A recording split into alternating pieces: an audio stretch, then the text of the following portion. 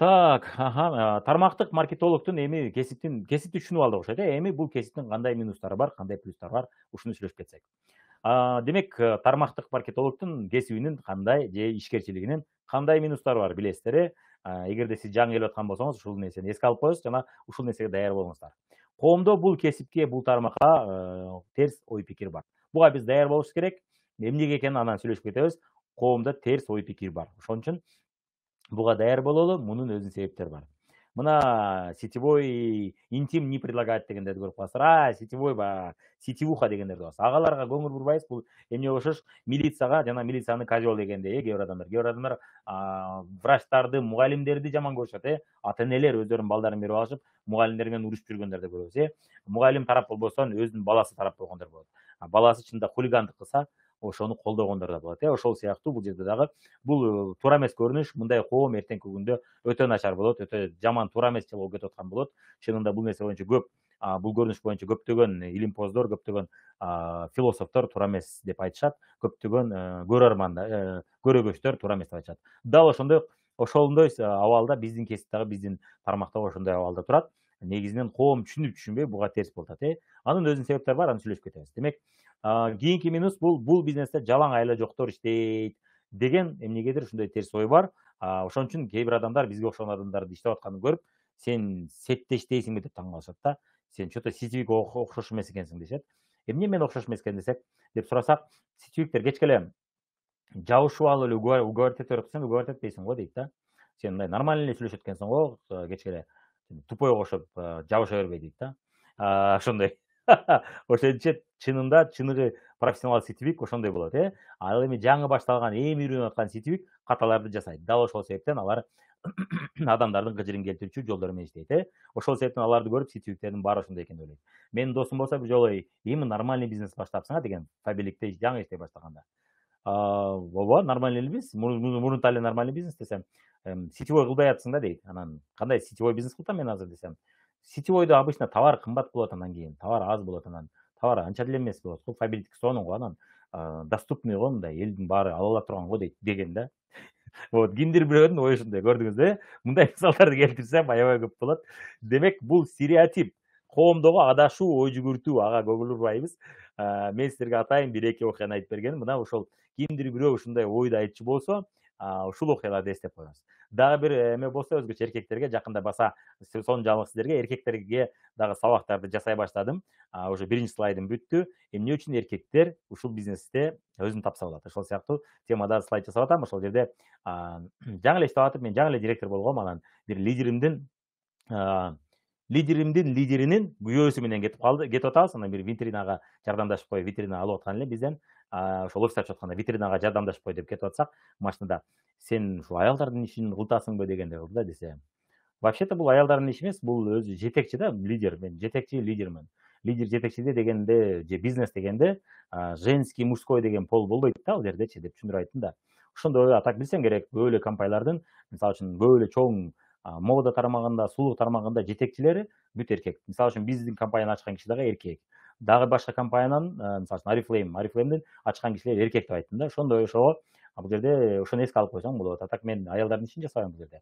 Мен эркектин ишин жасайм бул жакта дедим да. Деп туруп ошондой. Так что бул жерде сен бул тармакты пока жакшы билбейт экенсиң.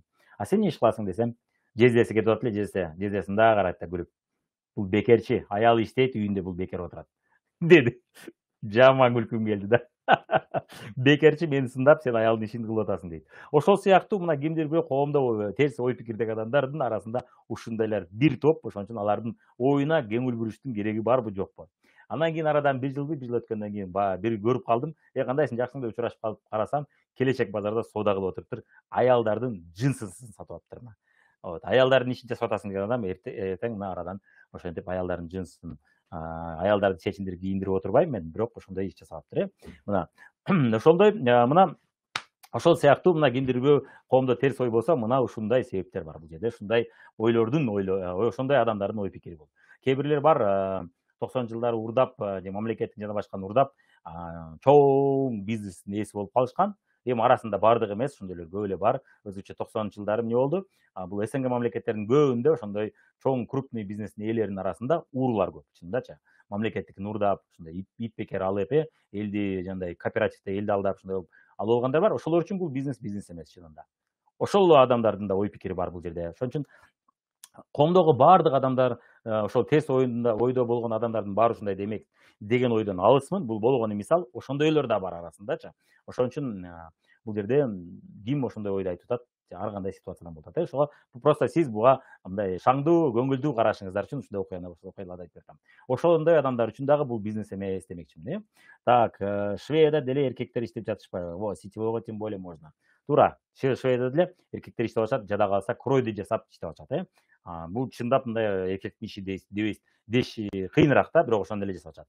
Ишкер өзүн өзү башкаруусу керек. Кийинки минус бул ишкер өзүн өзү башкара билиш керек болот. Ишкерде кожоюн жок, шеф жок, аркасына тээпчи, иштен айдайм деп коркутуп, үркүтүп, сүрдөтүп иштетип аткан адам жок. Өзүбүзгө өзүбүз кожоюнбуз, ошол бул биздин минусубуз. Плюс дагы, минус дагы. Демек, эрки күчтүү болуш керек. Бул сетевой маркетолог эркин, өзүн эркин өнүктүрүүнүн үстүнөн иштеш керек болот. Бул чоң минус. Ошол себептен көптөгөн адамдар иштеп көрүп, колуман келбеди деп ушул тармакты жамандагандар көп болот. Бул кыйын иш экен, же болбосо жаман иш экен, же болбогор иш экен, же акча жок экен деген ой ушул себептерден дагы пайда болот. Ишкер өзүн өзү, баардык бизнесте ишкер өзүн өзү башкарыш керек болот. Биздики, биз айтып атабыз, биздики профессия эмес, көбүрөөк кесип эмес. Просто биз эл түшүнүш үчүн кесип катары өздөштүр деп айтабыз. Бирок бул ишкерчиликтин бир түрү. Ишкерчиликтин баарында тең ишкер өзүн өзү башкаруусу керек болот. Өзү башкарышты үйрөнүш керек болот. Эркин эрк күчүн өнүктүрүш керек болот. Эркин өнүктүрүш керек болот да. Эрктүү болуш керек болот. Ошол нерсе кыйын нерсе. Ушул минус, чоң минус. Башында киреше жок, баардык бизнесте. Баардык бизнесте башында киреше жок, нольмо-нольго иштейбиз, карызга иштейбиз көпчүлүк бизнестерде. Минуска иштейбиз. Ал биздин бизнесте кичинекей чакан минуска иштешиңиз мүмкүн, интернетке окшогон чыгышалар болуп турат, анча мынча өзүңүзгө продукт салып турасыз. Бирок нольдо жүрүш керек болот. Канчадыр бир ай, кимдирбөө үчүн 1 ай, кимдирбөө үчүн 2-3 ай, кимдирбөө үчүн 4-5 ай сыйлык акы көрбөстөн иштеш керек болот. Анткени дегенде бул бизнес. Бизнестин баардык түрү ушундай. Ошого даяр болушубуз керек болот. Бул дагы тармактык маркетологдун кесибинин минусу. Жакындарда бул иш эмес деген мамиле. Муну көрүп эле жүрөбүз. Жолдоштордун арасында, туугандардын, кайнелердин арасында, ата энелердин арасында, менин апамдар мисалы бир убакта бул кесипти иш катары көргөн эмес. Көп эле түшүнбөстүктүн айынан, сабатсыздыктан, бул темада сабаты жок болгондуктан, билим жетишпегендиктен бул болбогор иш жасап атасыңар дегендей мамиле кылган. Албетте кимди жумшайт? Ошол мисалы үчүн 2-1 тууган болсо, бирөөсү сетевой бизнести иштеп атса, фабрик бизнесин жасап атса, же башка бизнес жасап атса, ошого окшогон бизнесте. Ал эми экинчи бир тууганыңыз башка бир банкте иштеп атса, анын иши серьезный болот дагы, сизди жумшаса боло бере турган жумуш болот. Анткени сиз өзүңүзгө өзүңүз кожоюнсуз да. Ошондой несерьезный мамиле болот, буга да даяр болуш керек болот. Бул иш эмес да дегендей мамиле. Сиз алгачкы чоң кирешеге чыккыча ошондой да. Бирок бул бизден болот, албетте ошону биз түшүндүрүп, аларга жеткирип коюш, бул биздин милдетибиз, бул биздин парзыбыз. Эгерде биздин жакындарыбыздын бул бизнеске болгон ою өзгөрсүн жакшы жака десек, менин жакындарым мага колдоочу болсун десек, анда аларга биз маалыматты жеткирүүчү адам бизбиз. Бул бизнес боюнча, бул тармак боюнча. Ошон үчүн бул тармак боюнча билимиңиздерди күчөтүңүздөр. Жанагы мен айтып кеткен алгачкы 1-2 сабакта да жакшылап көрүп коюңуздар. Ошол жакта бүт фактылар, цифрлар айтылган. Мисалы үчүн бир цифрлардын бирин айтып кетейин. Азыркы учурда тармактык маркетинг индустриясында дүйнөдө 100 миллионго жакын адам ушул тармакта иштөөдө. Официалдуу түрдө 50 миллиону үйдөн отуруп иштеп атышат ошонун. Ошонун 50 миллиону үйдөн отуруп иштеп атышат. Көрдүңүздөр, ошон үчүн буга ошон фактыларды дагы билбейт. 100 миллион элестетиңиз. Бул деген почти бир Россияга жетейин деп калат. Түркияга караганда көп. Түркиянын калкы 75-80 миллион официалдуу. Бул 100 миллион иштеп атат бул жерде. Япониянын эмеси адашпасам ал дагы 100 миллион болсо эле, же 150 миллион. Мына почти бир Японияга барып калат, көрдүңүздөр, калкы. Германиядан да көп, Германияда 80 миллион официалдуу. 80 миллиондон да көп болот бул тармакта иштегендер. Бул бир Германиядан да көп адам иштеп атат. Демек, ошон фактыларды билсе, анда бул несерьезный иш эмес окшойт деген ой келет. Ой жүгүртүүнү өзгөртүү керек болот. Ой жүгүртүү, көз караш көп жактан өзгөрүш керек болот. Башкача ой жүгүртүү керек болот. Себеби деген ишкерчиликте дайым ой жүгүртүү башкача болуш керек болот. Эртеңки күнгө иштөө, пассивдерди эмес, активдерди көбөйтүү. Убакытты сатуу эмес, убакытты вложение кылуу, киргизүү, кандайдыр бир жумушка, ишке киргизүү болуш керек болот. Ошон үчүн ошого көз караш мен бир аз жарыктарды айтып койбосом, өтө аппак болгондой болот. Бул минимум экен, эң аз экен. Так, ошол сыяктуу көрүнүштөргө даяр болуш керек болот. Демек ой жүгүртүүнү өзгөртүш керек болот. Кийинки нерсе инсандык өсүүсүз бул бизнесте натыйжа болбойт. Инсан катары, себеби биз көптөгөн адамдар менен иштейбиз. Көптөгөн адамдарга үлгү болобуз, көптөгөн адамдарга багыт беребиз, көптөгөн адамдарга мотивация беребиз, көптөгөн адамдарга үлгү болобуз, көптөгөн адамдарды жыгылып калган учурда ордунан тургузабыз. Көптөгөн адамдарга ишеним беребиз, көптөгөн адамдарга үмүт беребиз.